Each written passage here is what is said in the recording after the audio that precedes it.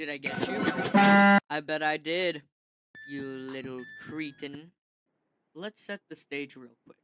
World War I has just begun, with Germany having to fight both fronts, France and Russia. Germany, however, has an idea to go about this. If they defeat France, Britain will most likely surrender, allowing Germany to turn around and face the Russians before they can even prepare for battle. Mind you, Russia is a very, how should I put this, unadvanced country. Their communication, supply lines, and troops, and even their leader, Tsar Nicholas II, sucked tremendously. So Germany essentially had all the time in the world for this. Unfortunately for Germany, Tsar Nicholas II had mobilized 3 days before the war even broke out, meaning Germany's Schlieffen plan was already dismantled before they even attacked France. Now, let's take a closer look at what Germany was facing. Russia had two very inexperienced armies facing Germany at the time. The first being led by General Paul von Brennen Kampf, and the second being led by General Alexander Samensov. Their objective was to reach the town of Königsberg in order to make it to Berlin. As Germany realized this, the two forces would face each other at the Battle of. Well, you thought it was going to be Tannenberg, huh? Nope! It was actually the Battle of. Actually, don't know how to say this, so,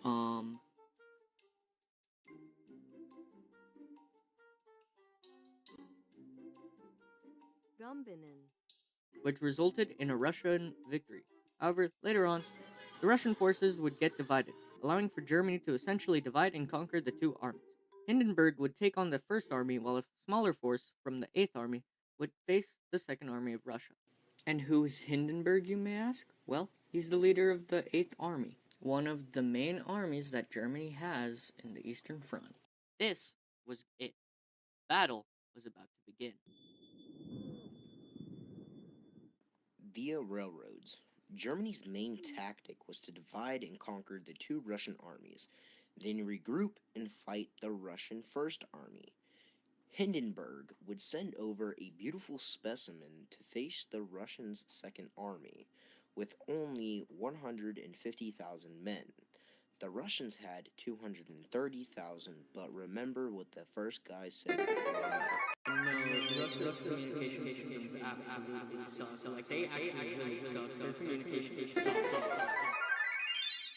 Uh, Russia sucks at communicating, meaning Germany knew of all the army's location, and whether or not they should go for it. The answer being that the Battle of Tannenberg. Russian troops at this time were basically on the point of starvation, and also had the downside of being highly inexperienced when compared to the average German. They also had less ammo and no help around them, meaning this was about to be an absolute curb stomp for the Germans. The Germans first struck the Russians on August 26th as soon as they acquired artillery in the morning. This battle was dependent on speed and outmaneuvering your enemy, meaning the Russians and the Germans were not engaging in trench warfare. Rather, they were fighting practically everywhere. Fields, forests, villages, everywhere practically spilled blood. The Germans would strike Russian flanks around all sides, encircling them more and more, with the General Hermann von Francois striking the Russians left, and General Mackensen and below striking the Russians right, with artillery fire and machine gun fire pinning the Russians down. They had no way of escaping. The Russians had lost.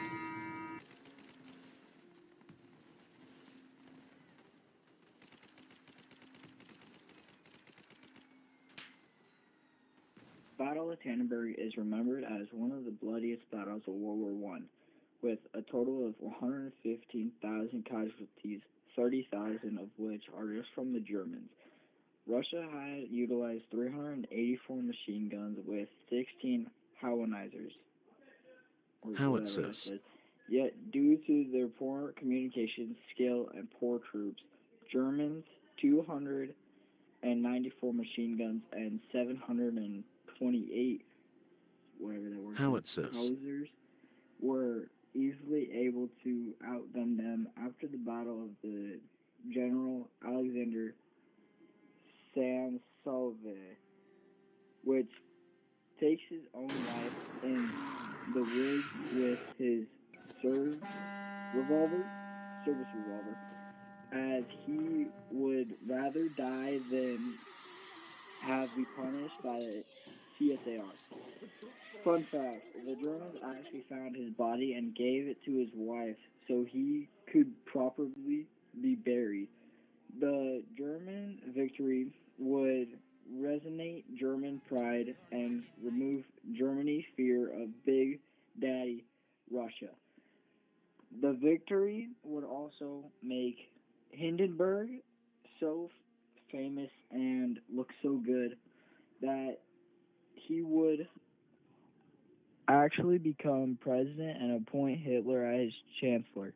After the battle, Germans took the Eastern Front, would immediately get sent back to the Western Front to continue the German advance. Meanwhile, the Russians' defeat would lead Russia into an identity crisis as people became more doubtful of the glorious leader.